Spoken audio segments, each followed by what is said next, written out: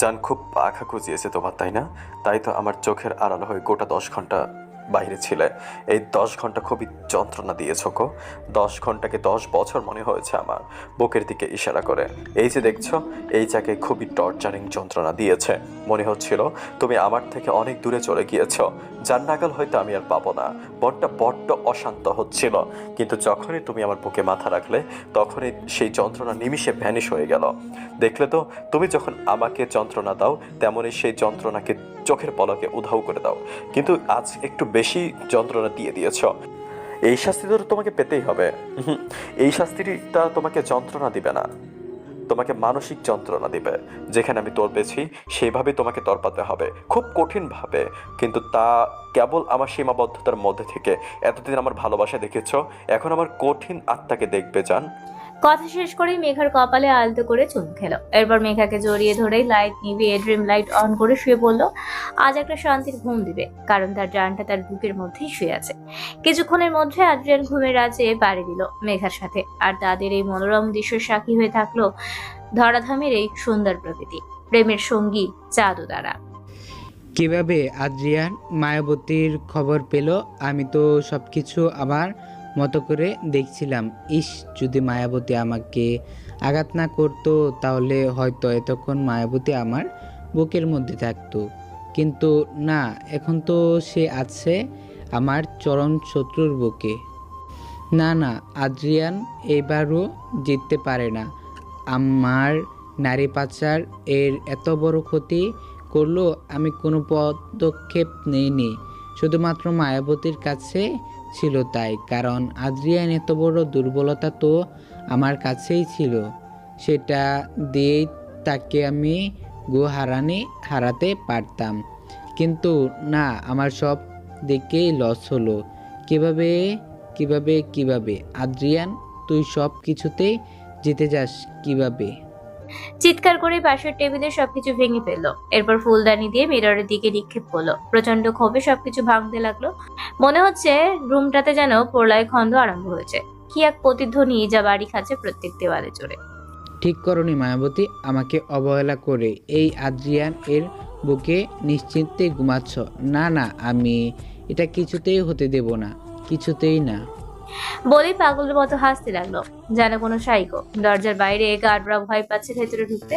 বলেই পাগলের মতো হাসতে লাগলো, যেন কোনো সাইকো। দরজার বাইরে গার্ডরা ভয় পাচ্ছে ভেতরে ঢুকতে। তাছাড়া তাদের নিষ্ফল কাজে প্রচন্ডভাবে রেগে আছে অচেনা লোকটি। তাদের জান হাতে নিয়ে ফিরতে পারে কিনা সেই গ্যারান্টি নেই। একে একে সবাই ভয়ে কাঁপছে আর একে অপরের দিকে তাকাচ্ছে।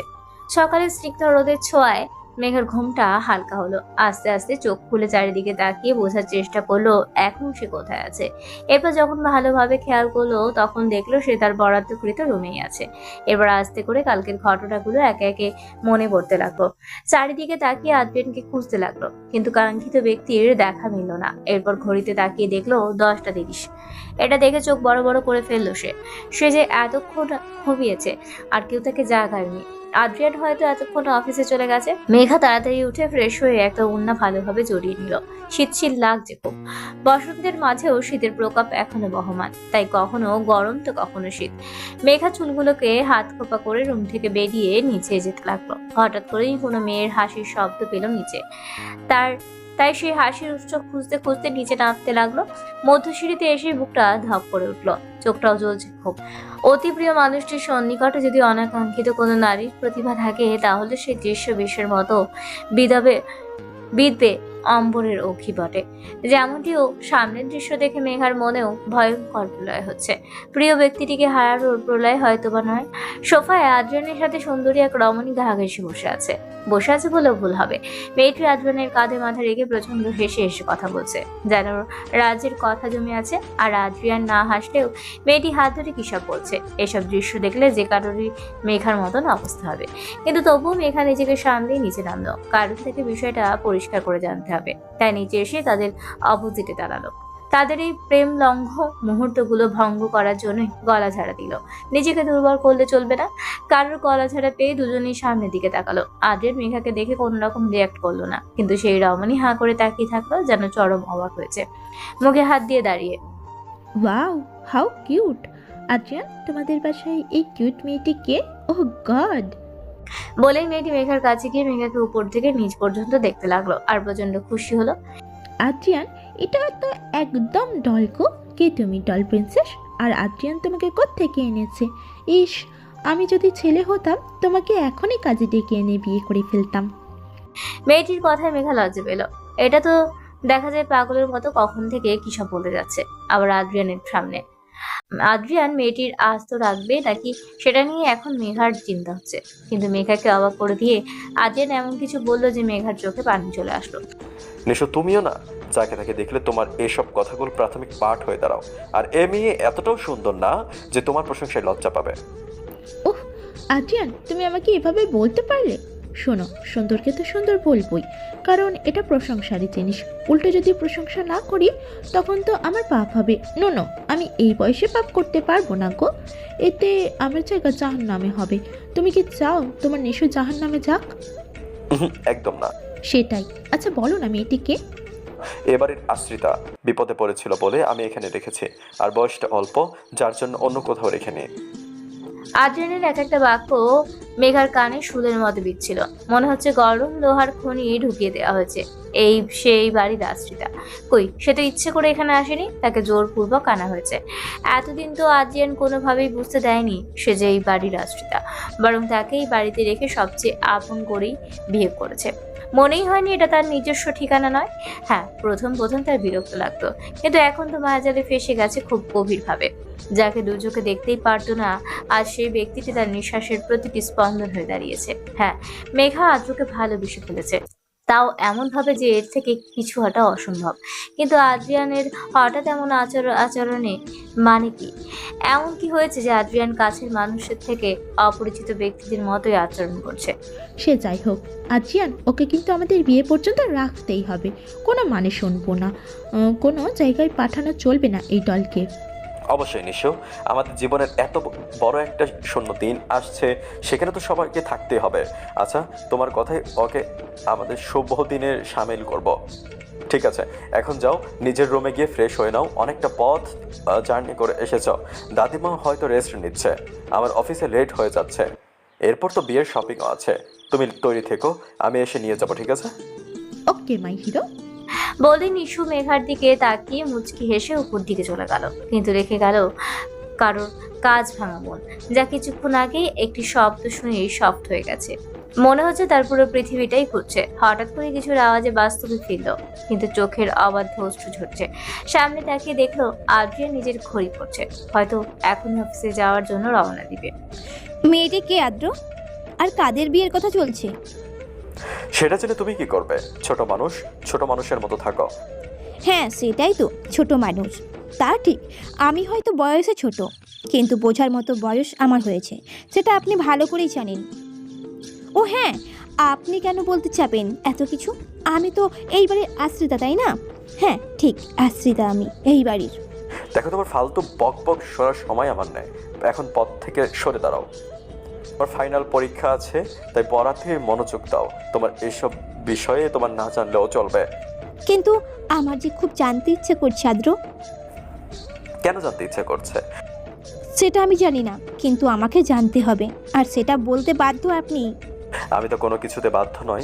আমার জীবনের রুলস যেমন আমি তৈরি করেছি, তেমনই আমার কোনো ব্যাপারে কাকে জানাবো আর কাকে জানাবো না সেটা আমি ঠিক করব। মেঘা আদ্রিয়ানের কথা শুনে আর কিছু বলতে পারলো না, তবুও কাঙ্ক্ষিত উত্তরের আশায় আদ্রিয়ানের দিকে করুণ চোখে তাকিয়ে থাকলো। আদ্রিয়ান মেঘার দিকে এক পলকে তাকিয়ে থাকলো। নিশু, আমার বাধ্যতা, 2 দিন পর আমাদের বিয়ে, তাই সে অন্যদিকে না তাকিয়ে দাদিমাকে নিয়ে এসেছে। আর কিছু জানতে চাও? আদ্রিয়ানের কথা শুনে মেঘার চোখ থেকে অশ্রু গড়িয়ে পড়লো, যা দেখে আদ্রিয়ান এক পলক মেঘাকে ডিঙিয়ে বের হয়ে গেল। মেঘা আদ্রিয়ানের যাওয়াটা দেখলো, কিন্তু পিছু থেকে ডাকার আর সাহস পেল না। আদ্রিয়ানের বাগদত্তা আছে, কিছুদিন পরে বিয়েও। তাহলে সেখানে কি করছে, কি সম্পর্ক নিয়ে এখানে থাকছে আর থাকবে? আগে তো আদ্রিয়ানের প্রিয় মানুষ ভাবতো, দেখেই নিজেকে সময় দিচ্ছিল সম্পর্কটা গড়ার, কিন্তু এখন তো মনে হচ্ছে আদ্রিয়ান তার ফিলিংস নিয়ে খেলেছে। বিদ্রুপের মতো তাচ্ছিলের মতো হাসলো। তার মতো মেয়েকে আদ্রিয়ানের মতো নাম করা মাফিয়ার প্রিয় ব্যক্তি হওয়া নিতান্তই হাস্যকর ব্যাপার, কিন্তু তার তো এখানে কোনো দোষ নেই। আদ্রিয়ান যেভাবে তাকে জিনিসগুলো অনুভব করিয়েছে সেইভাবেই যে কোনো মেয়েই তার প্রেমে পড়বে। মেঘাও পড়েছে গভীর প্রেমে, যে গভীরতা মাপার সাধ্য হয়তো মেঘার নেই, কিন্তু সেই প্রেমের গভীরতা বোঝানোর জন্য যেই মানুষটাকে প্রয়োজন সেইটাও তো এখন অন্য কারো সম্পত্তি।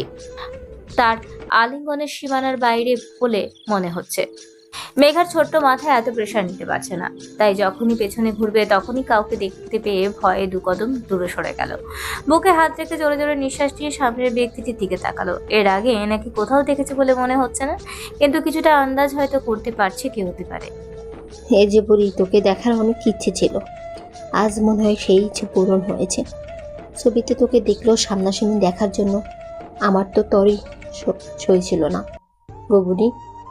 সামনের ব্যক্তিটিকে মেঘার কাছ থেকে গিয়ে মাথায় হাত বুলিয়ে দিয়ে থুতনিতে হাত দিয়ে চুমু খেলো। এরপর কিছুক্ষণ একধানে তাকিয়ে থাকলো। আপনাকে তো ঠিক চিনলাম না দাদিমা। আমি যদি ভুল না হই, আপনি কি ওনার দাদিমা? বাবা, উনিটা কে গবুনি? কিছুক্ষণ আগে যে গেল তার কথাই বলছি। কিন্তু কিছুক্ষণ আগেই তো আমি আমার নাতিনকে যেতে দেখলাম। আমি ওনার কথাই বলছি। আমি ছিলাম না এতদিনে, এর মধ্যে আমার ছোট অ্যাটিটিউড জামাইকে নিজের দলে টেনে নিলি। দম আছে বলতে হবে তোর। হঠাৎ করে দাদিমার কথার মর্ম বুঝতে পারলো না। আর দাদিমা এভাবেই বা নিজের নাতিদের বিষয় নিয়ে রসিকতা করছে। দাদিমা, আমি তোমার নাতিকে বশ করতে যাব কেন? সে আমার নয়, তাকে কি করে বশ করা যায় আদৌ? কেন কালো জাদু করবি? দেখবি সে তোরই হয়ে আছে এবং থাকবে। বলে দাদিমা দুষ্টু হাসলো আর মেঘাকে চোখ দিয়ে ইশারা করলো করবে কিনা। মেঘাও দাদিমার কথা শুনে চড়ক গাছ। অন্য সময় হলে ভাবতো দাদিমা হয়তো আদ্রিয়ানের মতোই গম্ভীর। মেঘা ভাবতো দাদিমা হয়তো আদ্রিয়ানের মতোই গম্ভীর বদমেজাজি হবে, কিন্তু না, এনা তো দেখা যায় এর উল্টোটা। কি হলো বুড়ি, কি এত ভাবছো? আমার কাছে কিন্তু কালো জাদু করতে পারো এই রকমের অনেকের সাথে যোগাযোগ আছে, খবর দেব কি? না না দাদিমা, আপনি যেমনটা ভাবছেন ওনার সাথে আমার তেমন সম্পর্ক নেই। উনি এখানে অনেক দিন আগেই আটকে রেখেছে, যার জন্য আমি এখানেই আছি এতদিন। আর ওনাকে উনি বলার কারণ হলো উনি আমার বয়সে অনেক বড়, আর নাম ধরেও তো ডাকা যায় না, তাই আর কি উনি বলেই সম্বোধন করি। ওহ তাই নাকি বুড়ি? তাহলে একটা কাজ কর, আদ্রিয়ানকে ভাইয়া বলে ডাকিস, এতে উনি উনি করতে হবে না। আমার আবার এসব ডাকে আমার ওনার কথা মনে পড়ে। বলে দাদিমা হালকা পুচকি হেসে লজ্জা পাওয়ার মতো করতে লাগলো। মেঘাও বুঝতে পারলো না দাদিমা কেন ওনার কথা বললো। নিজের ভাবনারে নিজের মধ্যে না রেখে জিজ্ঞেস করে ফেললো। উনি বলতে তুমি কার কথা বলছো? আদ্রের দাদা জানের কথা বলছি রে। জানিস তো আমি ওনাকে উনি বলে ডাকতাম, জামাই বলে কথা, সাথে আমার 15 বছরের বড় ছিল। এ তো বড় লোককে তো নাম ধরে ডাকা যেত না, তাই ওনাকে উনি বলেই সবার কাছে সম্বোধন করতাম। তাই তুই যখন উনি বলল তখন আমার নিজের পুরনো কথাগুলো মনে পড়ল। দাদিমার কথাগুলো বলেই মেঘার দিকে তাকিয়ে হালকা হাসলো। কিরে বুড়ি, তোর মুখ এমন শুকনো লাগছে কেন? খাসনি এখনো? 2 দিন পরে বাড়িতে বিয়ে, আর তুই যদি এখনই এরকমের হয়ে যাস তখন তো অসুস্থ হয়ে পড়বি। তখন আমার নাতিটার বিয়ে হবে কি করে? দাদিমা, আমি শুকিয়ে গেলেই বা অসুস্থ হলে তো তোমার নাতির বিয়ে বন্ধ হবে না, বিয়ে চলতে থাকবে। এখানে আমি কোত্থেকে আসলাম? ওমা, বিয়ে বাড়িতে কেউ অসুস্থ থাকলে তখন তো সেটা বিয়ে বাড়ি লাগবে না, তখন তো হসপিটাল আর কমিউনিটি সেন্টারের লেটেস্টের ভাষণ হয়ে যাবে। চিন্তা করো না দাদিমা, আমার জন্য তোমার নাতির বিয়ে আটকাবে না। তা না হয় আটকাবে না, কিন্তু তবুও। আচ্ছা, অনেক তো কথা বললেন দাদিমা, তোমরা এসেছো কখন? এই তো 2 ঘন্টা হবে। আরে আমার বয়স হয়েছে এখন, কিন্তু তবুও দেখি আমি একদম স্ট্রং। এইরকম দাদিমার সাথে অনেক কথা বলতে লাগলো। কথা বলতে বলতে মেঘা দাদিমা ডাইনিং টেবিলে গিয়ে সকালের নাস্তা খেয়ে নিল। এরপর আরো কিছুক্ষণ মেঘা দাদিমাকে তার রুমে নিয়ে এসে নিজের রুমে ঢুকলো। কিছুক্ষণ পর ফাইনাল পরীক্ষা, প্রচুর পড়তে হবে, তাই তার আব্বুর কাজ অনেক ইচ্ছে মেয়েকে ডক্টর বানাবে। পড়ার চিন্তা মাথায় আসতেই সে টেবিলে তাড়াতাড়ি পড়তে বসলো, কিন্তু ভুলে গেল আদ্রিয়ানের বিয়ে নিয়ে ঘটনা। অনেকক্ষণ ধরে আদ্রিয়ান আসবকে ডাকছে। দর্শক তখন দেখি মুচকি হাসছে আর কিছু ভাবছে। যার জন্য আদ্রিয়ানের ডাক শুনতে পাচ্ছে না। আদ্রিয়ান যখন এত ডাকার পরেও শুনলো না, তখন আদ্রিয়ানের হাতের কলমটি নিয়ে আশরাফের গায়ে ছুঁড়ে মারলো। গায়ে কিছু পাড়াতে আশরাফ স্বপ্নের দুনিয়া থেকে বাস্তবে দুনিয়ায় ফিরল। এতক্ষণ তার প্রেয়সীর কথা ভাবছিল, যার সাথে তার অনেক কষ্টে ফ্রেন্ডশিপ হয়েছে। এখন প্রতিদিনই তার সাথে কথা হয়। আস্তে আস্তে আশরাফ আরো বেশি মিশে যাচ্ছে মেয়েটির মায়ায়। এতক্ষণ আকৃষ্ট করে তাকে তার প্রতি। এই হঠাৎ করে এসব ভাবনা ভাঙলো সামনে যমরাজকে দেখে। কি ব্যাপার আসাফ, কোন জায়গায় শুনতে ঘুরতে গিয়েছিলে? ডাক্তার ডাকতেও তোমাকে সাড়া পাওয়া যাচ্ছে না। ইদানিং দেখছি বেশিরভাগ কিছু নিয়ে ভাবো আর আসো। না না স্যার, তেমন কিছু না। সরি স্যার, আর এমন হবে না। শোনো, তোমার পার্সোনাল লাইফ নিয়ে কিছু বলছি না, কিন্তু তুমি আমার ছোট ভাইয়ের মতো, তাই কিছু কথা বলি। আমি জানি তুমি তন্নির পিছনে পড়ে আছো, হয়তো আশার কিরণ দেখছো, তাই হয়তো সবকিছুই তোমার রঙিন লাগছে, কিন্তু তোমাকে যে সবকিছু বুঝতে হবে আদৌ তন্নি তোমার সাথে সারা জীবন থাকার মতো কিনা, আর সে ইচ্ছুক কিনা। আর তাই আগে থেকে এইভাবে নিজের ভাবনাগুলো বাঁচিয়ে রাখো, ফিউচারগুলো অনেক সুন্দর হবে। আশা মনোযোগ সহকারে নিজের স্যারের কথাগুলো শুনলো। আসলে সে সম্পর্কটা তৈরি করতে খুব দ্রুত করেছে, কিন্তু আদ্রিয়ানের কথা বুঝতে পারলো সম্পর্ক তৈরি করতে তাড়াতাড়ি করতে নেই, এতে ভুলের পরিমাণ বেশি আর সম্পর্ক ভাঙারও। আসাফ আদ্রিয়ানের দিকে তাকিয়ে সালাম জানালো আর ধন্যবাদ দিল তাকে সঠিক কথা দেখিয়ে দেওয়ার জন্য। এরপর আসাফ আদ্রিয়ানের সাথে মিলে কিছু পেন্ডিং কাজ করলো। গত কয়েকদিন নানা ধরনের কাজের চাপ ছিল, কিছু কিছু ফাইলের কাগজের কাজ শেষ করতে লাগলো। প্রায় 3 ঘন্টা লাগলো কাজগুলো সারতে। এরপর সবকিছু ঠিকঠাক করে আসাফ নিজের ডেস্কে গেল অবশিষ্ট কাজগুলো করতে। মেঘা অনেকক্ষণ ধরে ঘরে পায়চারি করছে। কিছুক্ষণ পর তার টিচার আসবে। আদ্রিয়ান কিছুক্ষণ আগেই ফোন করে বিষয়টি তাকে জানিয়েছে। সেটা বড় বিষয় না, বিষয় হচ্ছে এই আদ্র তার সাথে এতদিন প্রেম অভিনয় করলো কেন? আদৌ কি এত নিখুঁত অভিনয় করা যায়, নাকি এর মধ্যেও কোনো কিছু লুকায়িত আছে? অবশ্য আদ্রিয়ানকে দিয়ে সব বাস্তব। উফ, মাথা হ্যাং হয়ে যাচ্ছে। পরীক্ষার জন্য প্রিপারেশন নেব নাকি এই আদ্রকে নিয়ে রিচার্জ করব। এত ছোট্ট কেন হলাম আমি, কে জানে? কিছু তো মাথায় ঢুকছে না। ধুর, কিছু ভালোও লাগছে না। ইচ্ছে করছে চাঁদের দেশে গিয়ে চাঁদের বুড়ির কাছে গিয়ে চরকায় সুতো উৎপাদন করি। তখন আদ্রিয়ান যদি আবার তার প্রেমে বাস্তবে রূপান্তরিত করতে চাই, তখন যাতে ধুঁকে ধুঁকে কষ্ট পাই, যেমনটা এখন আমি পাচ্ছি। আমার দেখা পেতে চেয়েও যাতে দেখা না পাই, তখন আমিও চাঁদের বুড়ির সাথে বসে বসে আদ্রিয়ানের পাগলামি দেখব আর হাসবো। কি ভেবেছে সে? বিয়ে করবে অন্য কোনোকে আর প্রেম খেলবে আমার সাথে? মগের মূল্যক নাকি? আমিও আমার আব্বুর সাহসী মেয়ে না, তেমন সাহসী না। তাতে কি হয়েছে? সাহসী তো সাহসী হয়, কেউ কি বেশি কেউ অল্প। সাহসী ওয়ার্ড তো আর চেঞ্জ হয় না, সেটা এক জায়গাতেই থাকে। তাই সে তার সাহসী আব্বুর সাহসী মেয়ে। বলে নিজে নিজে মুচকি মুচকি হাসতে লাগলো। হঠাৎ করেই দরজায় কেউ টোকা দিলে নিজের ভাবনার জগৎ থেকে বের হলো। এরপর তাকিয়ে দেখলো যে সার্ভেন্ট এসে বলল যে তার টিচার এসেছে পড়ানোর জন্য। এরপর সেও তাড়াতাড়ি মাথার ঘোমটা ঠিক করে তার জন্য বরাদ্দকৃত পড়ার রুমে চলে গেল। অবশ্য টিচার একজন মহিলা, তারই কলেজের অধ্যয়নরত একজন প্রফেসর। 2 দিন পর এই 2 দিনে দাদিমার সাথে মেঘার অনেক ভালো সম্পর্ক হয়েছে, সাথে নিশুর সাথেও। মেয়েটা স্মার্ট আর সুন্দরী হলেও তার মধ্যে বিন্দু মাত্র অহংকার নেই। মেঘাকে নিজের ছোট বোনের মতোই স্নেহ করে। প্রত্যেক দিন সে যখন বাইরে যায় মেঘার জন্য কিছু না কিছু নিয়ে আসে, এই যেমন ড্রেস, চকলেট, ফুচকা, আরও অনেক কিছু। মেঘাও নিশুকে নিজের বড় বোনের মতোই আপন করে নিয়েছে। এরই মধ্যে আদ্রিয়ানের সাথে 2 বার দেখা হয়েছে। প্রথমবার ছিল মেঘার রুম থেকে বের হতে গিয়ে, পরের বার ছিল নিশুকে নিয়ে যখন আদ্রিয়ান বিয়ের কেনাকাটা করতে যাচ্ছিল। অবশ্য মেঘা সেটা দেখে কষ্ট পেলেও নিজের মধ্যেই সবকিছু লুকায়িত করে রেখেছে। সবার সামনে হাসি খুশি থেকেছে, কারণ যে ব্যক্তি নিজ থেকে এত নিখুঁত অভিনয় করে তার মতো নরম ফুলকে শুকনো ফুলে পরিণত করে ছুঁড়ে ফেলতে পারে, সে যাই হোক ভালোবাসার যোগ্য না।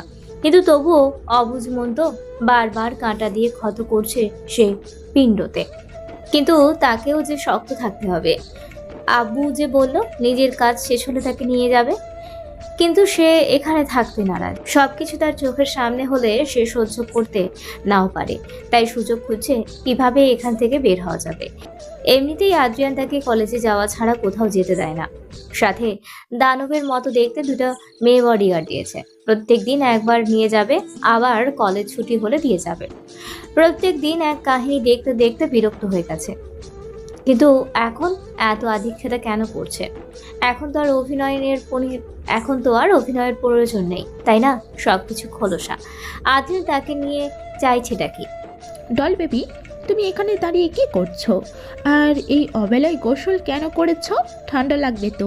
এরপর কিন্তু আদ্রিয়ান আমাকে তো বকবেই, সাথে তোমাকেও। কি যে বলো না নিশুদি, ঠান্ডা লাগলে লাগবে আমার, এতে উনি কেন বকবে? আর আমি কি করব না করব সেটা কি আদ্রিয়ানকে করে দেবে? তুমিও না ভালোই মজা করে নিশুদি। তাই আমি মজা করছি? সেটা কিন্তু তুমিও ভালো করে জানো কে কাকে বকবে। সে যাই হোক, দাদিমা খেতে ডাকছে। তুমি নাকি দুপুরেও খাওনি? আচ্ছা, খাবারের প্রতি এত অবহেলা কেন? আদ্রিয়ান থেকে তোমার হেলথের বিষয় শুনলাম। নিজের তো খেয়াল রাখতে হবে, তাই না? না হলে কেউ একজন কিন্তু। নিশু আর কিছু না বলে চুপ হয়ে গেল। ভুল জায়গায় ভুল কথা বলা হয়ে যেত নইলে। মেঘাও কপাল কুঁচকে তাকিয়ে থাকলো। নিশুদি কি একটা বলতে গিয়েও চুপ হয়ে গেল। যখনই কথাটা জিজ্ঞেস করবে তখনই দাদিমা সার্ভেন্টকে পাঠালো এখনো কেন খেতে আসছে না। তাই মেঘা যখন চিন্তায় বিভোর, তখন নিশু মেঘাকে ভাবনাতে না রেখে টেনে নিচে খাওয়ার জন্য নিয়ে গেল। মেঘা নিশু যখন নিচে নিয়ে ডাইনিং টেবিলের দিকে যাবে তখন দেখলো আদ্রিয়ান আগে থেকেই চেয়ারে বসে ফোন চালাচ্ছে। মেঘা আদ্রিয়ানকে দেখে আর সামনে যেতে চাইলো না। দেখে নিশু তাকে জিজ্ঞেস করলো কি হয়েছে। মেঘা তখন বলল যে তার এখনো খিদে পায়নি, খিদে পেলে খেয়ে নিবে, এত ব্যস্ত হতে হবে না। কিন্তু কে শোনে কার কথা? নিশু টেনে নিয়ে ডাইনিং টেবিলে আদ্রিয়ানের সামনাসামনি বসালো আর নিশু আদ্রিয়ানের পাশে বসলো, দাদিমা মেঘার পাশে। মেঘা নিশু আর আদ্রিয়ানকে পাশাপাশি বসতে দেখে চোখটা হালকা জ্বলতে লাগলো, কিন্তু নিজেকে সামলে খাবারের দিকে মনোযোগ দিল। দাদিমাও মেঘার প্লেটে খাবার দিল। দাদিমা, এই বাড়ির একটা নিয়ম আছে, সেটা হয়তো কেউ ভুলে যাওনি। অবশ্য এখানে কেউ নতুন, তাই নিয়মের ব্যাপারে জানে না। সমস্যা নেই, আমি আজ লাস্ট ওয়ার্নিং দিয়ে দিচ্ছি। সময়ের খাবার যাতে সবাই সময়ের মধ্যে করে, সেটা এই বাড়ির রুলসের মধ্যে পড়ে। কিন্তু তোমার পাশের জন হয়তো সেই বিষয়টির অবগত হলেও নিয়মের অবলঙ্ঘন করেছে। আমি আজ লাস্ট বার বলে দিচ্ছি, খাবার নিয়ে হেলাফেলা করলে কিন্তু তার শাস্তিও রেডি থাকে সব সময়। তাই আজকের মতো ছেড়ে দিলাম। বলেই আদ্রিয়ান থামলো। আর এতক্ষণ ধরে সবাই আদ্রিয়ানের কথা মন দিয়ে শুনলেও কেউ কোনো কথা বললো না। কিন্তু মেঘাও চুপ করে থাকলো না, উল্টো আদ্রিয়ানকে প্রশ্ন করলো। আদ্রিয়ান ভাইয়া কই, আগে তো এরকম রুলসের কথা বলেননি। আমি তো এখানে অনেক দিনই আছি, যদি অবগত করতেন তাহলে আপনার বিখ্যাত রুলসগুলোও পালন করতাম আদ্রিয়ান ভাইয়া। সে যাই হোক, এখন যখন আমার উদ্দেশ্যে কথাগুলো বলছেন সেহেতু আপনার কথা এবং রুলসের ফলো করার যথেষ্ট চেষ্টা করব। মেঘার মুখে আদ্রিয়ানকে ভাইয়া সম্বোধন করাতে নিশুর কাশি উঠে গেল। কাশতে কাশতে অবস্থা খারাপ। মেঘা তাড়াতাড়ি জায়গা থেকে উঠে নিশুকে পানি খাওয়ালো। কিছুক্ষণ পর নিশুর কাশি কমলে মেঘার দিকে একবার তাকিয়ে আদ্রিয়ানের দিকে তাকালো। আর দাদিমা মুচকি হেসে খেতে লাগলো। আদ্রিয়ান চামচ হাতে মুষ্টিবদ্ধ করে চামচের অবস্থা বেহাল করতে লাগলো। কাঁটা চামচ হাওয়ায় হালকা কেটেও গেল, কিন্তু সেই দিকে ভ্রুক্ষেপ না করে মেঘার দিকে অগ্নিদৃষ্টিতে তাকালো। কিন্তু মেঘার বিন্দু মাত্র কেয়ার না করে নিজের চেয়ারে বসে খাবার খেতে খেতে আদ্রিয়ানের দিকে তাকালো। এ কি আদ্রিয়ান ভাইয়া, আপনার হাতের এই অবস্থা কেন? আদ্রিয়ান হাত থেকে চামচটা ফেলে নিশু তাড়াতাড়ি নিজের খাবার রেখে আদ্রিয়ানের হাত থেকে চামচটা নিয়ে টেবিলে রাখলো। এরপর মেঘাকে বলল পানি দিয়ে হাত পরিষ্কার করার জন্য। মেঘা যখনই পানির গ্লাস নিয়ে হাতে পানি দিতে যাবে অমনি আদ্রিয়ান মেঘার হাত ঝাড়া মেরে ফেলে দিল। হঠাৎ এমন হওয়াতে মেঘার হাতে থাকা গ্লাস মাটিতে পড়ে গেল আর মেঘার হাত টেবিলের সাথে বাড়ি খেল। মেঘা হালকা আওয়াজ করলেও আদ্রিয়ান তা খেয়াল করলো না। আমি কি তোমাকে বলেছি পানি দিতে? কোন সাহসে তুমি আমাকে আপনি দিতে চাচ্ছিলা বলো? আদ্রিয়ান প্রথমে কথাগুলো ধমক দিয়ে বলল, পরের কথাগুলো চিৎকার করে বলল। আদ্রিয়ান, এভাবে কেন বলছিস মেয়েটাকে? মেয়েটা তো শুধু তোর সাহায্য করতে চাইছে, তুই এমন রিয়াক্ট করছিস যেন ও তোর কাঁচা ধানে মই দিয়েছে। এই শিক্ষা দিয়েছি আমি তোকে। দাদিমা প্লিজ, তুমি এসবের মতো ঠোকো না। তোমার মেডিসিন সময় হয়েছে। নিশো, দাদিমাকে নিয়ে যাও আর মেডিসিন খাইয়ে শুয়ে দাও। তুমিও গিয়ে শুয়ে পড়ো। কাল থেকে বিয়ের কাজ শুরু হবে, শরীরে রেস্ট দেওয়া জরুরি। এরপর আর রেস্ট করার সুযোগ পাবে না, যাও। আদ্রিয়ান কথাগুলো বলে নিশুকে ইশারা করলো দাদিমাকে নিয়ে যেতে। কিন্তু আদ্রিয়ান, তোমাকে যেতে বলেছি নিশু, কথা শোনো। আদ্রিয়ান গরম চোখে তাকালেও নিশু দাদিমাকে নিয়ে যেতে লাগলো। দাদিমা আর কিছু বললো না, শুধু মেঘাকে এই ইশারায় ভয় পেতে বারণ করলো। কিন্তু মেঘা তো মেঘাই। হঠাৎ আদ্রিয়ানের এমন রিয়াক্টে প্রচন্ড কষ্ট পেয়েছে। নিজেকে শক্ত করতে চাইলেও কান্নাগুলো দলা পাকিয়ে চলে আসলো। কিন্তু খুবই সন্তর্পণে কান্নাগুলো গিলতে লাগলো, যার ফলে হালকা হিচকি উঠতে লাগলো। নিশু আর দাদিমা যখন চলে গেল তখন মেঘার ব্যথা পাওয়া হাতটা ধরে নিয়ে যেতে লাগলো। মেঘার অবশ্য আগে থেকেই হেঁচকি উঠছিল, কিন্তু ব্যথার জায়গায় শক্ত করে ধরায় ব্যথাটা যেন 10 গুণ তাজা হয়ে উঠলো। কিন্তু তবুও হাত ছাড়ানোর চেষ্টা করলো না, কারণ সেও দেখতে চায় আদ্রিয়ান চায়টা কি। আদ্রিয়ান মেঘাকে নিয়ে রুমে ঢুকে দরজা লক করে দিল। এরপর মেঘাকে দেওয়ালের সাথে চেপে হিসিয়ে বলল, এই মেয়ে, এই, আমি তোর কোন জমক ভাই লাগে? আমার জানা মতে আমি আমার বাবা মায়ের একমাত্র সন্তান, তাই এটার কোনো প্রশ্নই আসে না। আর তোর মা আমার কোনো চাচা মামা ফুফা লাগে না যে সেই সম্পর্কে তুই আমার কাজিন হবে। তাহলে কোন সাহসে তুই আমার ভাইয়া ডাকিস বল? আদ্রিয়ানের চিল্লিয়ে বলা কথাগুলো মেঘা হজম করে নিচ্ছে, কারণ আদ্রিয়ানের থেকে আসল কথা বের করতে হবে। তাই নিজেকে হালকা শক্ত রেখে হাসার চেষ্টা করলো। কেন? আপনি তো আমার বয়সে অনেক বড়, তাহলে সেই ভিত্তিতে আপনাকে ভাইয়া ডাকাই যায়, তাই না? আঙ্কেল তো আর ডাকা যায় না। আপনার যদি ভাইয়া ডাক পছন্দ না হয় তাহলে আপনি অনুমতি দিলে আমি কিন্তু আপনাকে আঙ্কেল ডাকতে পারি। মেঘার এরূপ কথাতে আদ্রিয়ানের রগের শিরাগুলো ফুলে উঠছে। মেঘার উপর হঠাৎ করেই প্রচন্ড রাগ আসার ফলে মেঘার দেওয়ালের পাশে প্রচন্ড জোরে ঘুষি দিল। এতে আদ্রিয়ানের হাতের চামড়াগুলো ফেটে রক্ত বের হতে লাগলো। আদ্রিয়ান হঠাৎ এরকম করাতে মেঘা প্রচন্ড ভয় পেল, তাই চোখ খিচে বন্ধ করে ফেললো। মেহু, খুব বার বেড়েছ। কার থেকে এত সাহস পাচ্ছ বলতে পারো? কথার বলি ফুটেছে খুব দেখছি। আপনি হয়তো আমাকে চিনতে ভুল করছেন, তাই হয়তো আমাকে নিয়ে পুতুল পুতুল খেলা খেলছেন। আমি কার মেয়ে আপনি হয়তো ভুলে গেছেন। সে যাই হোক, 2 দিন পর আপনার বিয়ে, তাই নিজের হবু বউয়ের সাথে বেশি বেশি টাইম স্পেন্ড করবেন। তা না করে আপনি একজন আশ্রিতাকে নিয়ে আপনার রুমে ঢুকলেন, আবার দরজাও বন্ধ করে রেখেছেন। নিজেকে কি বাচ্চা ভাবছেন? আপনার সম্মান না থাকতে পারে, কিন্তু আমার আছে। আমি ভদ্র পরিবারের মেয়ে, তাই নিজের লিমিট ক্রস করবেন না মিস্টার আদ্রিয়ান। মেঘার এরূপ কথা শুনে আদ্রিয়ান ভ্রু কুঁচকে তাকিয়ে থাকলো। এরপর কিছুক্ষণ তাকিয়ে থেকে কিছু একটা ভাবলো। এরপর মেঘার উদ্দেশ্যে, আসলে ঠিক বলেছ। তোমার মতো এক আশ্রিতাকে কেনই বা থাকতে চাইবে? ভালো বুদ্ধি দিয়েছ। হবু বউয়ের সাথে সময় কাটানো উচিত। অযথা কেন যে তোমাকে নিয়ে আসলাম, আমার সময় পুরোটাই লস। এই বলে মেঘাকে রুমের বাইরে রেখে রুম লক করে নিশুর ঘরে গিয়ে দরজা অফ করে দিল। মেঘা সেদিকে তাকিয়ে দেখতে লাগলো। আদ্রিয়ান হয়তো তার সাথে দুষ্টুমি করছিল ভেবে দাঁড়িয়ে থাকলো, আদ্রিয়ান বের হয় কিনা দেখার জন্য। মেঘার হাতের ব্যথা ক্রমশ বাড়ছিল, যার জন্য কিছুক্ষণ পর পর হাতটা দেখছিল আর পায়চারি করছিল নিশুর দরজার সামনে। কিন্তু প্রায় 30 মিনিট হওয়ার পর যখন বের হলো না, তখন মেঘার বুকটা ধুপ করে উঠলো। সামনে এগিয়ে গিয়ে দরজায় কান পেতে শোনার চেষ্টা করলো ভেতরে গিয়ে হচ্ছে, কিন্তু হঠাৎ করে এমন কিছু শুনলো মেঘা পাথরের মতো হয়ে গেল। আদ্রিয়ান এত খারাপ, ছি, এমনটা কিভাবে করতে পারে সে? ছি বলেই মেঘা কান্না করতে করতে নিজের রুমে গিয়ে দরজা অফ করে দিল। হাতের ব্যথাটাও বাড়ছে ধীরে ধীরে, মনে হয় হাড় ভেঙেছে। কেউ দরজা খুলে সেই দৃশ্য দেখে বাঁকা হাসলো, এরপর দরজাটা অফ করে দিল। মধ্যরাতে মেঘার রুম থেকে গঙ্গানোর আওয়াজ হতে লাগলো ধীরে ধীরে। হয়তো প্রচন্ড ব্যথায় মেয়েটা কাতরাচ্ছে, অর্ধ ঘুমে থেকেও কাউকে ডাকার চেষ্টা করছে, কিন্তু পারছে না। শরীরটা প্রচন্ড দুর্বল লাগছে, তেষ্টায় গলাটা শুকিয়ে গেছে, সাথে হাতের ব্যথাটাও বেড়েছে। হাত অনেকটাই ফুলের ডোম হয়ে গেছে। বাম হাতে মিনি টেবিল থেকে পানির বোতল নেওয়ার চেষ্টা করতে লাগলো, কিন্তু কোনো মতেই সম্ভব হচ্ছে না, তাই ফুফিয়ে কান্না করে দিল। মেঘা যখন কান্নায় ব্যস্ত ছিল, ঠিক তখনই কেউ একজন মেঘার দরজায় নড় ঘুরিয়ে রুমে ঢুকলো। মেঘাকে ঘুমাতে দেখে হাতের মেডিসিনগুলো নিয়ে মেঘার পাশে গিয়ে বসলো আর পানির বোতলটা নিয়ে মেঘাকে উঠিয়ে খাইয়ে দিতে লাগলো। মেঘাও যেন পানির তৃষ্ণা নিবারণে প্রায় অর্ধেক বোতল পানি ঢক ঢক করে খেয়ে ফেললো। এরপর মেঘাকে ধরে শুয়ে দিল। মেঘা আধো আধো চোখ খুলে দেখতে লাগলো সামনের ব্যক্তিটিকে, কিন্তু রুমে ড্রিম লাইট থাকায় স্পষ্ট কিছু বোঝা গেল না যে সামনে কে বসে আছে। তবুও পরিচিত পারফিউমের সুবাস যেন বলে দিচ্ছে তার প্রিয় পুরুষটি এসেছে, তার সন্নিকটেই বসে আছে। আর তার আলিঙ্গন পেতেই যেন ধীরে ধীরে তার কাছে গিয়ে কোমর জড়িয়ে ধরে সেই ব্যক্তির পেটে মুখ গুজল।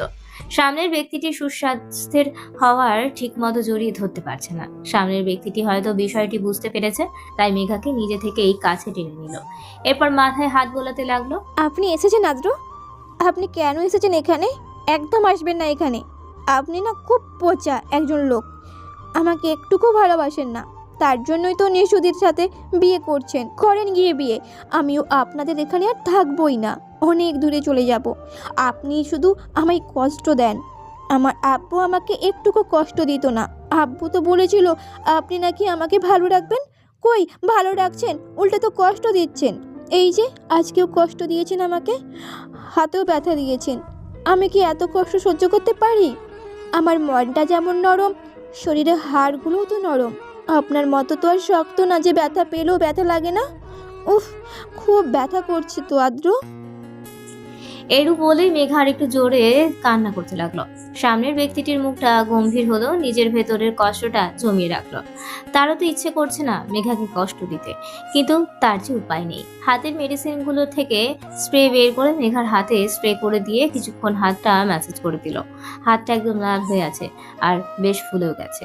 সেটা দেখে বুকের মধ্যে ধক করে উঠলো। তার স্নিগ্ধ পরীকে সে এইভাবে যন্ত্রণা দিল। সে এতটা পাষাণ কিভাবে হতে পারলো? হ্যাঁ, এ লোকটি আর কেউ নয়, আদ্রিয়ান। নিজের কাজে নিজের উপরেই এখন রাগ উঠছে।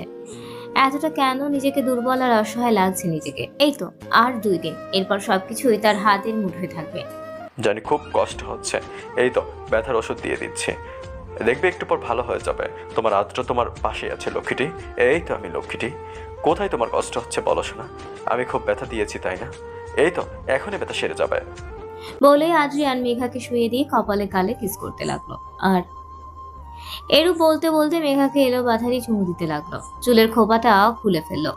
এরপর ঘাড়ে হাত গলিয়ে ঠোঁটে এগিয়ে গিয়ে বড় বড় নিঃশ্বাস নিতে নিতে চোখ মেলে একবার মেঘার দিকে তাকিয়ে দেখলো। মেঘাও নিভু নিভু চোখে আদ্রর দিকে তাকিয়ে থাকলো আর ঘন ঘন নিঃশ্বাস নিতে লাগলো। আদ্রিয়া নিজেকে আর কন্ট্রোল করতে পারলো না, মেঘার ওই নরম মুষ্টি গভীরভাবে ছুঁয়ে দিল। মেঘাও যেন সেই মাতোয়ারায় নেশায় আসক্ত হলো। এক এক এক করে দিল নিজের ভেতরে থাকা সুপ্ত অনুভূতিগুলো। আদ্রিয়ান পুরো পাগলের মতোই মেঘার ওষ্ঠে এলো পাথারি কিস করতে করতে কয়েক জায়গায় তো কামড়ে দিল। এরপর ঠোঁট থেকে কিস করতে করতে নিচে নেমে আসতেই মেঘার জামার চেইন সিস্টেম হওয়ায় পিছন থেকে চেইনটা খুলে যখনই বুকে কিস করতে যাবে তখনই দেখে মেঘার কোনো নরম চরণ নেই। আদ্রিয়ানের উপর দিকে চেয়ে দেখলো মেঘা ঘুমিয়ে পড়েছে। আগেই মেঘাকে জ্বরের আর ব্যথার ওষুধ খাওয়ানো হয়েছে, যার জন্য মেঘার শরীর উত্তেজনায় নেতিয়ে গেছে। আর এই জন্যই আদ্রিয়ানের স্পর্শ সহ্য করতে না পেরেই ঘুমিয়ে পড়েছে। আদ্রিয়ান মেঘার কাণ্ড দেখে মুচকি হাসতে লাগলো। সামান্য এতটুকু আমার স্পর্শে তুমি এতটা নেতিয়ে যাও? যখন তোমাকে আমার পুরো মাঝে সমাহিত করব তখন তুমি কি করবে গো? তখন তো তোমাকে মনে হয় খুঁজেও পাওয়া যাবে না। এরপর মেঘার এলোমেলো চুলগুলো ঠিক করে গালে হাত দিয়ে আবারও আলতোভাবে কিস করলো। এরপর যখন ঠোঁটের দিকে নজর গেল তখন দেখলো যে তার পাগলামির সামান্য ঝলক। ঠোঁটের অবস্থা বেহাল, অনেক ব্যথা পেয়েছে হয়তো মেঘা, কিন্তু এগুলো অভ্যেস করে নিতে হবে ওকে, না হলে তো তারই সমস্যা হতেই পারে। এইসব ভেবেই আদ্রিয়ান মেঘার রুমের ড্রয়ার থেকে মলম বের করে বেরিয়ে আসলো। এরপর মেঘার ঠোঁটে আলতো করে কিস করে খুব যত্ন সহকারে মলম লাগিয়ে দিল। মেঘার জামাটাও ঠিক করে দিল। এবার কপাল চেক করে দেখলো জ্বরটা আস্তে আস্তে কমতে শুরু করেছে আর ঘাম দিচ্ছে। ঔষধে কাজ হয়েছে। আদ্রিয়ান মেঘার বাথরুমে গিয়ে একটা টাওয়াল ভিজিয়ে এনে মেঘার পুরো শরীর মুছিয়ে দিল, স্পর্শকাতর জায়গা ছাড়া। এরপর টাওয়ালটা আবার বাথরুমে রেখে সবকিছু গুছিয়ে মেঘার কম্বলের ভিতর ঢুকে মেঘাকে বুকে নিয়ে শুয়ে পড়লো। নিজের বুকের মধ্যে প্রশান্তি যেন উপচে পড়ছে। মেঘাও আদ্রিয়ানকে শক্ত করে জড়িয়ে ধরে বুকের ভেতরে না ঘষে বিড়াল ছানার মতোই ঠোঁট উল্টে শুয়ে থাকলো আর ঠোঁট নাড়িয়ে কিছু বলতে লাগলো। আদ্রিয়ান মেঘার কাণ্ড দেখছিল। যখন দেখলো মেঘা কিছু বলছে তখন কান পেতে শোনার চেষ্টা করলো, কিন্তু মেঘার এরূপ কথা শুনে তার খুব হাসি পেল। আপনি নিশুদিকে বিয়ে না করে আমাকে করবেন? আমাকে বিয়ে না করলে কিন্তু কেস ঠকে দেব, তারপর পুলিশ আঙ্কেল আপনাকে হাজতে নিয়ে যাবে। ইয়া বড় বড় রশি দিয়ে বেঁধে তখন আমিও আপনার এইসব ভিডিও করে নেটে পাবলিশ করে দেব আর ক্যাপশনে দেব, অবলা মেয়েকে প্রেমের জালে ফাঁসিয়ে প্রেগনেন্ট করে এখন অন্য একজনকে বিয়ে করেছে। জাতি কি মেনে নেবে এই অবিচার? না, কখনো মানবে না, কখনো না। বলতে বলতে আদ্রিয়ান মেঘার বুকে আবার ঘুমিয়ে পড়ল। আর আদ্রিয়ান ভাবছে এই মেয়ের মাথায় এসব ঘুরছে, তাহলে তাকে নিয়ে কি সাংঘাতিক ব্যাপার, একেবারেই প্রেগনেন্ট বলে দাবি করবে। সমস্যা নেই স্নিগ্ধপরি, তোমার নকল প্রেগনেন্সকে আসল প্রেগনেন্স করার দায়িত্ব আমার। ছোটবেলায় অনেক ছাড় দিয়েছি, আর নয়, এখন সময় হয়ে গিয়েছে আমি পুরোটাকে সামলানোর। বিয়ে করার যখন এতই তাড়াহুড়া, তখন আর 2 দিন ওয়েট করো, আসল খেলা তো তখন শুরু হবে।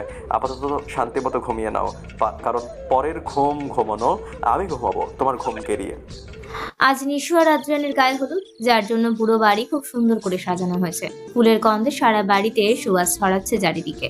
সবাই সবার নিজ নিজ কাজে ব্যস্ত, কিন্তু মেঘার যেন কোনো কাজই নেই। সে দাদিমার সাথে বসে আছে এক কোনায়, আর দাদিমা বিভিন্ন জুয়েলারি সিলেক্ট করছে। কিছু ভারী ভারী জুয়েলারি মেঘার সামনে নিয়ে চেক করতে লাগলো। এতে মেঘার চোখ বড় বড় করে দাদিমার দিকে তাকিয়ে, এসব কি করছো দাদিমা? আমাকে কেন পড়াচ্ছ? দেখো, এসব অনেক দামি জিনিস, আমার হাতে কোনো টান লাগলে ছিঁড়ে গেলে তো লঙ্কা কাণ্ড হবে। মনে মনে আব্বু কালকেই তো আমাকে নিতে আসবে, আমি এগুলো আর দেখতে পারছি না। এর থেকে ভালো আব্বুর সাথে কালকেই চলে যাব, আর কোনো দিনও এই দিকে হব না। না, আর আদ্রর মুখোমুখি হব। তার ভালোবাসা অভিনয় হলেও আমার তো নয়। কিভাবে দেখবো নিজের প্রেমিক পুরুষকে অন্য কারো হতে? না না না, এত বড় মহান আমি নই। মেঘা কথাগুলো ভাবতে ভাবতে গয়নাগুলো দাদিমাকে সযত্নে দিয়ে দিল। এরপর দাদিমাকে কিছু বলতে না দিয়ে সেই জায়গা থেকে উঠে নিজের রুমে গেল। এইসব দেখতে তার আর ভালো লাগতেছে না, সবকিছুই বিষাক্ত মনে হচ্ছে। অতীত, ওই দিনের কিছু বিষাক্ত অতীত, কিন্তু সে একটা ব্যাপারে বুঝতে পারছে না। ওই দিন এত ব্যথা লাগার পরেও সকালবেলা সব ব্যথা গায়েব। আর যখন সে ওয়াশরুমে ফ্রেশ হতে গেল, তখনই আয়নার সামনে নিজের প্রতিবিম্ব দেখে হালকা চিৎকার দিয়ে উঠল। ঠোঁটে আঙুল দিয়ে হালকা ব্যথায় কেঁপে উঠল।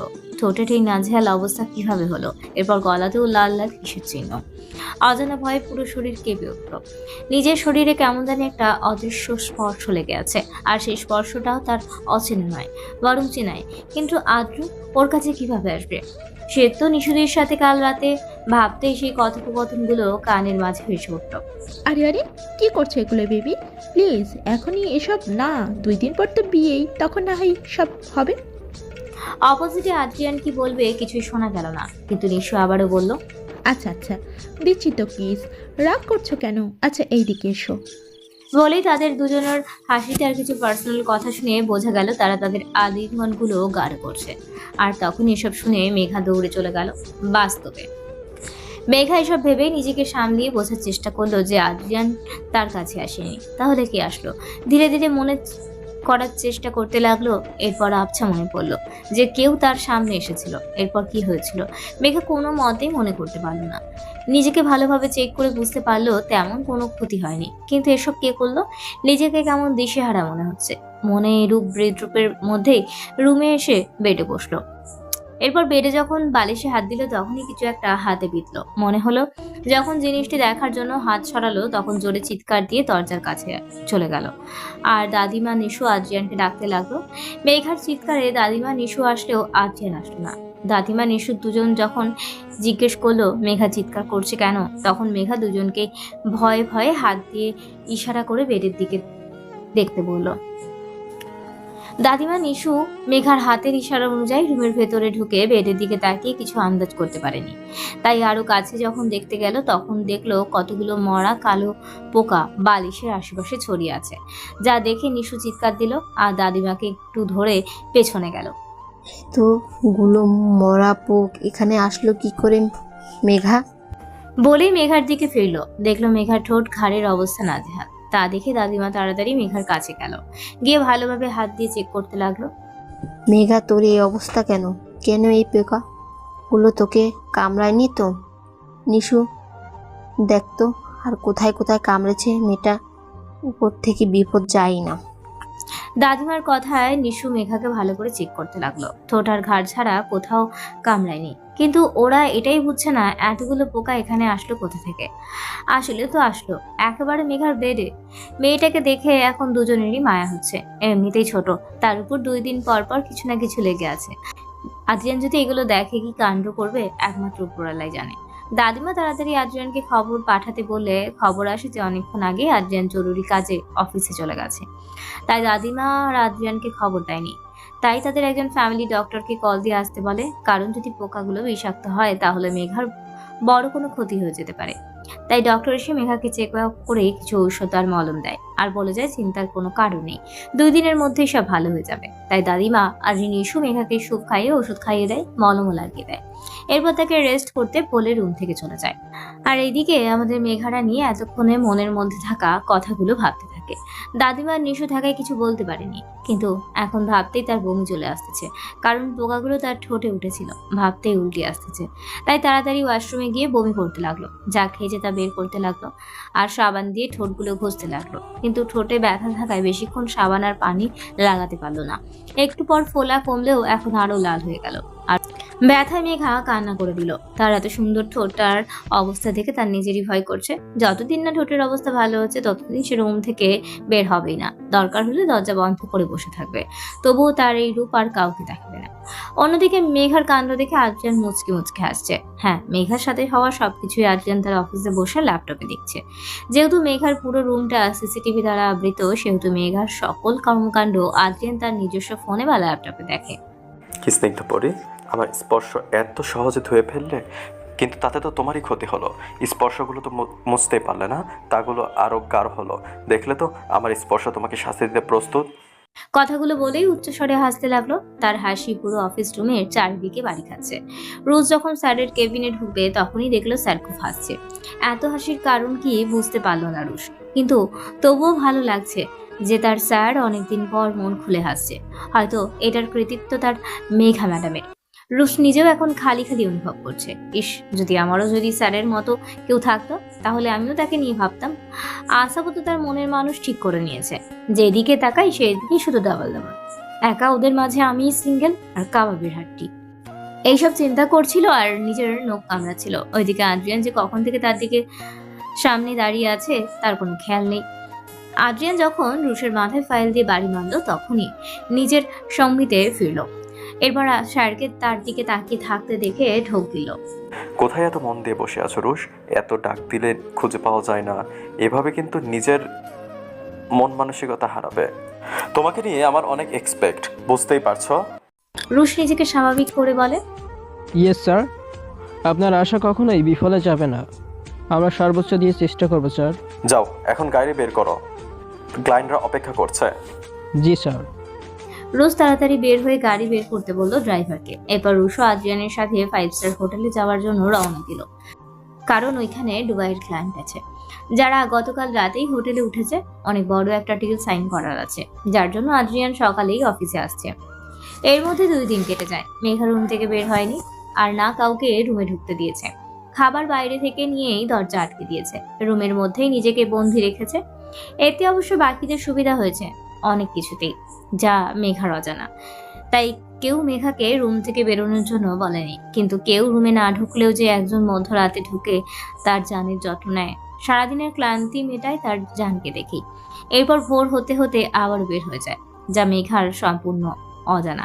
সে তো বিরহ হয়ে আছে এই ভেবে যে তার কাছের মানুষটি একবারও তাকে দেখার জন্য আসেনি। অবশ্য আসবেই বা কেন, সে তো তার বিয়ে নিয়ে ব্যস্ত, তার জন্য কি আর তার সময় আছে?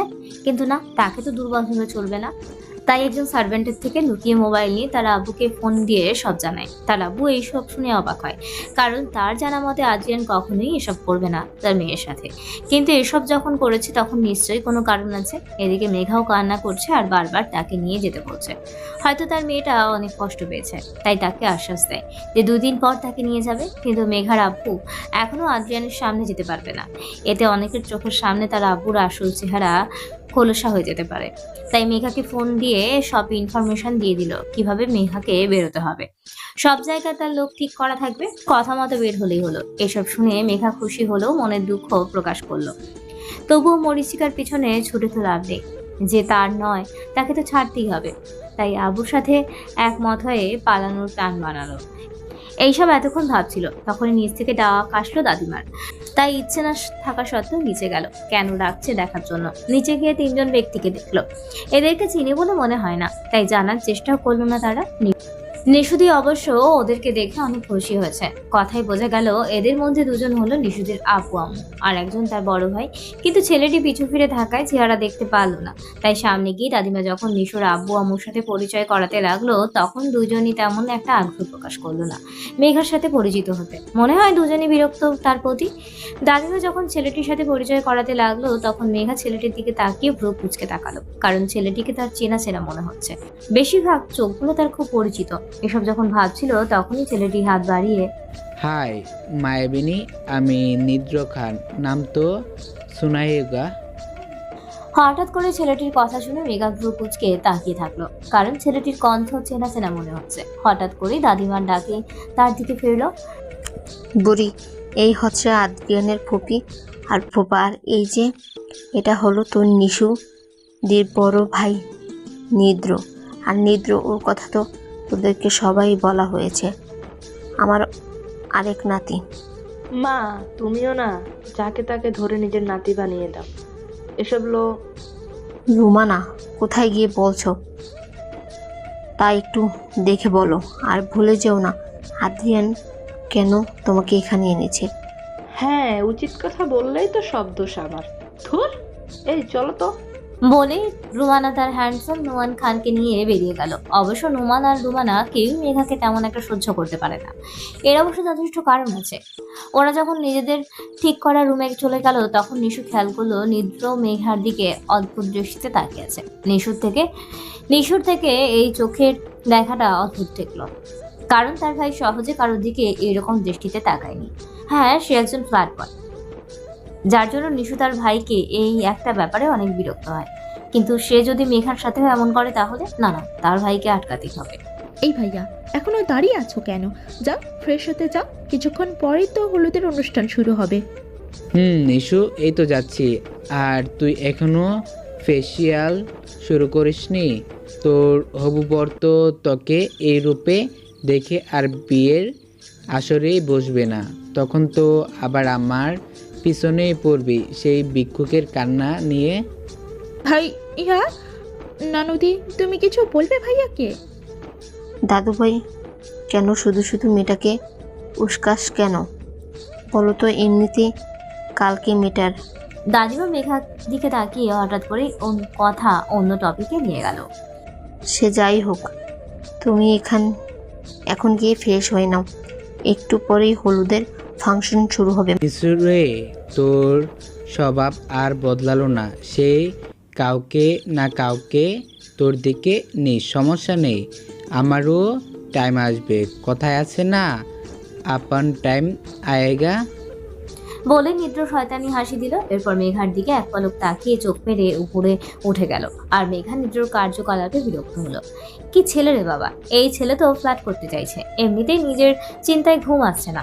আর এখন একমাত্র কাজ হচ্ছে কোনো মতে বাড়ি থেকে বের হতে পারলেই হলো। কিন্তু নিশু মেঘাকে কিছু নিয়ে ভাবতে দেখে হালকা ধাক্কা দিল।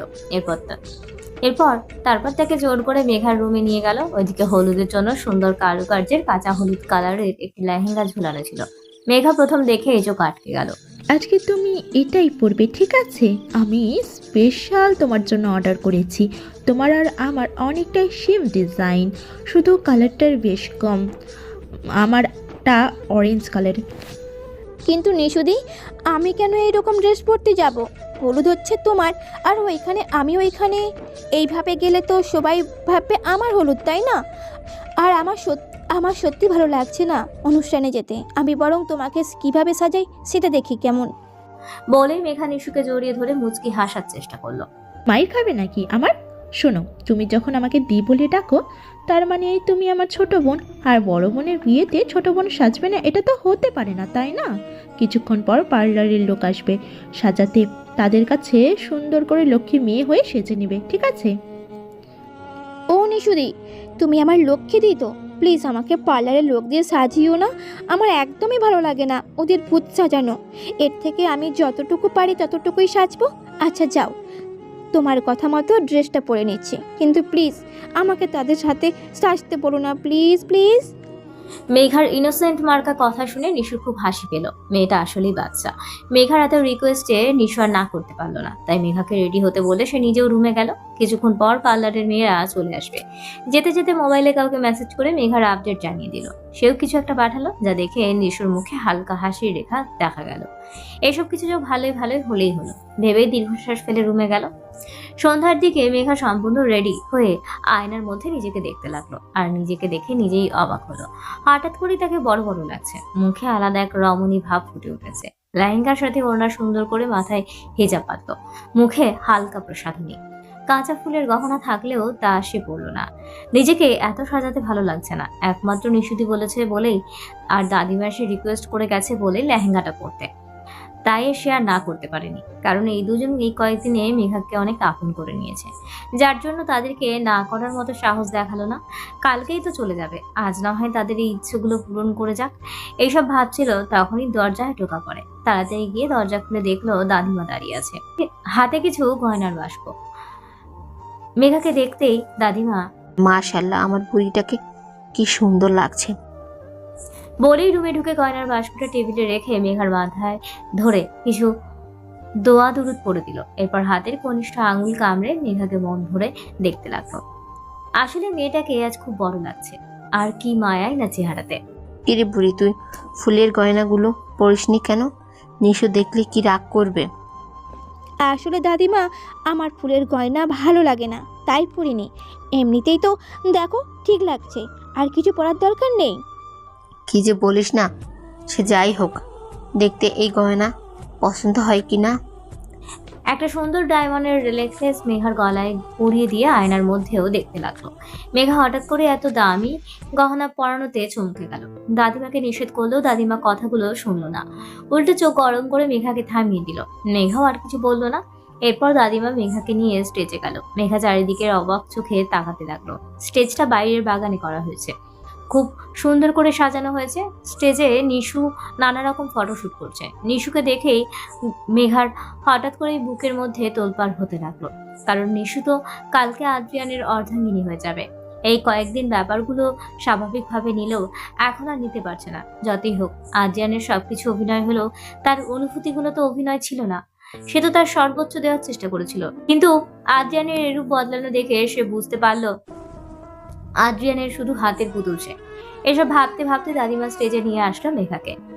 মেঘা নিশুকে জড়িয়ে ধরে তাকে শুভেচ্ছা জানাচ্ছিল। নিশু মেঘাকে এরূপ সাজে দেখে অনেকটা খুশি হলো। এরপর একসাথে অনেকগুলো ছবি তুললো। কিছু কিছু শুধু মেঘার একার তুললো, তাও আবার জোর করিয়ে। ফটোশট শেষ হলো। একে একে সবাই নিশুকে হলুদ লাগিয়ে দিতে লাগলো। মেঘাও তখন স্টেজে না থেকে একটু দূরে কর্নারে গেল। হঠাৎ করেই কারোর আগমন ঘটলো তার নিকট। তাই সঙ্গে সঙ্গে যখন ফিরে দেখলো তখন একটু চমকে পিছনে গেল। সামনের ব্যক্তিটি মেঘার দিকে মায়াভরা দৃষ্টিতে তাকিয়ে আছে। এত সুন্দর কেন লাগছে মেয়েটিকে? নাকি সে বলেই সুন্দর লাগছে? মায়াবিনী, তোমাকে খুব সুন্দর লাগছে। এত সুন্দর সেজে আসলে যে কেউ যদি তোমাকে দেখে হার্ট অ্যাটাক করে, তার দায় বার কি তুমি নিবে? নিত্রর এরূপ কথা শুনে মেঘার বিরক্ত বোধ করলো। এই লোকটাকে একদমই সহ্য করতে পারে না। কেমন করে জানি তাকিয়ে থাকে, মনে হয় খেয়ে ফেলবে ভাব। হ্যাঁ দাদিমা, আমি এখানে এই তো আসছি। ভাইয়া, আমাকে দাদিমা ডাকছে, আমি আসছি। বলেই মেঘা কেটে পড়লো সেই জায়গা থেকে। মেঘার এরূপ কাণ্ড দেখে রাগে চোয়াল শক্ত করে ফেললো। তাকে ইগনোর করছে নিত্র খানকে, এরূপ অপমান। যত ইগনোর করার করে নাও আজকে মায়াবতী, কারণ কালকের সূর্যের রশ্মির মতোই আমার জীবনেও তুমি আলো হবে সারা জীবনের জন্য। আমার করে ফেলবো তোমায়। এখন শুধু রাত নামার বাকি, কালকের সূর্য উদয় আমার নামে হবে মায়াবিনী। বলেই নিদ্র অদ্ভুত ভাবে হাসতে হাসতে নিশুর কাছে গেল। হলুদের অনুষ্ঠান প্রায় শেষের দিকে, কিন্তু এই অনুষ্ঠানে আদ্রিয়ানের কোনো ছায়াও দেখা যায়নি। দাদিমার থেকে শুনলো যে আদ্রিয়ানের জরুরি কাজ পড়ে গেছে, যার জন্য সে আসতে পারেনি। মেঘার কাছে বিষয়টা অদ্ভুত ঠেকলো। যার হলুদের জন্য এত আয়োজন সেই নেই, ব্যাপারটা খুব হাস্যকর। যার হলুদ তার খবর নেই, প্রতিবেশীর লহকাণ্ডের শেষ নেই। অনেকক্ষণ ধরেই মেঘার অনুষ্ঠানে থাকায় পাগুলো ব্যথা হয়ে গেছে, আর অনেক জোরে জোরে গান বাজানোতে মাথাটাও ধরেছে খুব। তখন নিদ্রকে বাহানা দিয়ে দাদিমার কাছে ছিল। দাদিমা যেখানে যেখানে গিয়েছে মেঘাও তার পিছু পিছু ছিল, আর এখন দাঁড়িয়ে থাকা সম্ভব হচ্ছে না। তাই বাড়ির ভেতরে একদম উপরে নিজের রুমে চলে গেল। সবাই বাইরে থাকায় ভেতরে তেমন কাউকে দেখা গেল না, শুধু কেয়ারটেকার ছাড়া। মেঘা ওইদিকে ভ্রুক্ষেপ না করে নিজের রুমের দিকে হাঁটা ধরলো। রুমে ঢুকে দেখলো সবকিছুই অন্ধকার, কিন্তু তার স্পষ্ট মনে আছে সে যখন রুম থেকে বের হয়েছিল দাদিমার সাথে, তখন রুমের সব লাইট অন ছিল। তাহলে অফ কিভাবে হলো? হয়তো কেয়ারটেকারের কেউ অফ করেছে। কিন্তু যখন সে লাইটের সুইচ অন করতে যাবে ঠিক তখনই কেউ দরজা বন্ধ করে মেঘার হাতের কবজি ধরে টেনে দেওয়ালের সাথে মিশিয়ে নিল। হঠাৎ এরূপ হওয়াতে মেঘা চিৎকার দিয়ে উঠলো, কিন্তু বাইরের সাউন্ড বক্স বাজায় কেউ তার চিৎকার শুনতে পেল না, শুধুমাত্র সামনের ব্যক্তিটি ছাড়া। মেঘা যখন ভয় ছটফট করছিল তখনই সামনের ব্যক্তিটি মেঘার গালের সাথে গাল মেশালো, কিন্তু যখন চোখ মেললো তখন সামনে তাকিয়ে দেখলো রুম অন্ধকার, কারোর আভাস পাওয়া যাচ্ছে না। তাড়াতাড়ি রুমের লাইট অন করে সব জায়গা চেক করে দেখলো কেউ নেই। তাহলে কিছুক্ষণ আগে তার সাথে কে ছিল, নাকি হ্যালুসিনেশন হচ্ছে? কিন্তু স্পর্শগুলো তো তাজা, তাই তাড়াতাড়ি রুম থেকে বের হয়ে দেখলো কেউ বাইরে আছে কিনা। কিন্তু দেখলো কেউ নেই। এদিক দিয়ে একজন মেয়ে সার্ভেন্ট যাচ্ছিল। তখনই মেঘা জিজ্ঞেস করলো যেদিকে কাউকে যেতে দেখছে কিনা, বা তিনি মেঘার রুমে ঢুকেছিলেন কিনা। কিন্তু সার্ভেন্টের উত্তরে বুঝতে পারলো সে ঢুকেনি, আর কাউকে এদিকে যেতেও দেখেনি। মেঘা এরূপ উত্তর শুনে হতাশ হলো। এরপর সার্ভেন্টকে তার কাজে যেতে বলে মেঘা নিজের রুমে ঢুকে লক করে দিল। এরপর ড্রেস নিয়ে চেঞ্জ করতে ওয়াশরুমে ঢুকলো। চেঞ্জ করে এরপর যখনই মুখে প্রসাধনী ধোয়ার জন্য ওয়াশরুমের মিররের মধ্যে চোখ পড়লো, তখনই চোখ বড় বড় করে তাকিয়ে থাকলো, কারণ বাম গালের প্রায় অনেকখানি হলুদ লেগে আছে। তার যতটুকু মনে পড়েছে সেটা হলুদ লাগায়নি, আর না কাউকে লাগাতে দিয়েছে। নিজের মনের সাথে যুদ্ধ করে এতক্ষণ অনুষ্ঠানে ছিল, কিন্তু আর ভালো লাগছিল না দেখে হলুদ নিয়েও মাতামাতি করেনি। এই সবসময় দাদিমার পাশেই ছিল, তাহলে কি মনের ভুলে কেউ লাগিয়ে দিয়েছে? হয়তো হতে পারে।